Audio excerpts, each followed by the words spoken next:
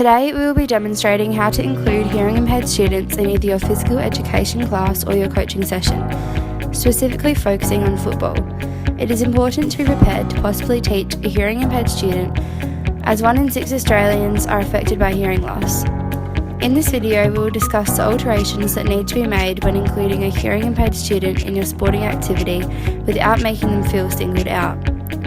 There are a number of factors that need to be taken into consideration when coaching a hearing impaired student. It is vital to have strong communication.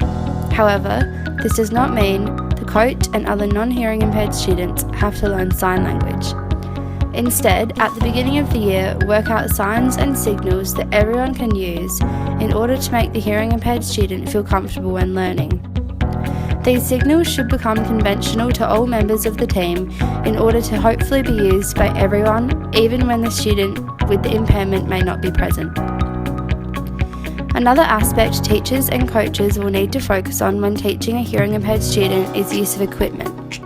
During sport, we become aware that balls and other equipment are travelling towards us and moving away from us through the use of sound and sight. In a game-like situation, check with match officials and referees if it is okay to play with a coloured ball and explain the situation. This demonstration shows a bright coloured football approaching the hearing impaired student through sense of sight. Without the element of sound, it is imperative that the sense of sight is heightened for the student. Making equipment bigger and brighter can do this.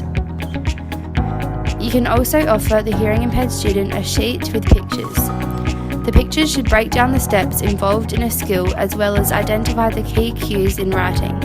Once they have read it, signal to the student if they understood it. This section demonstrates the coach showing the hearing impaired student how to improve on his technique by using a visual approach in order for him to understand clearly.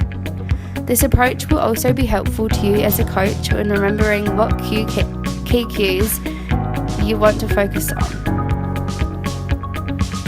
To teach hearing impaired students, touch is another sense that needs to be heightened. Check with the student's parents and school to see if this adaptation is allowed.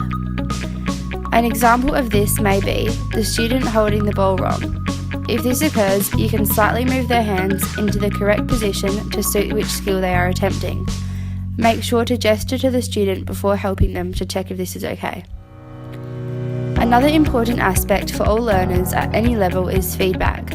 All students will ultimately benefit from feedback. Therefore, it is imperative that hearing impaired students also receive equal amounts of feedback compared to other students.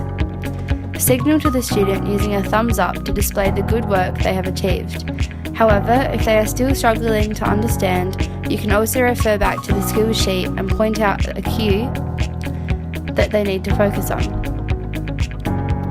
This video clearly outlines just some of a few ways hearing impaired students can be involved in sport without affecting the other teammates, while making the hearing impaired students feel included.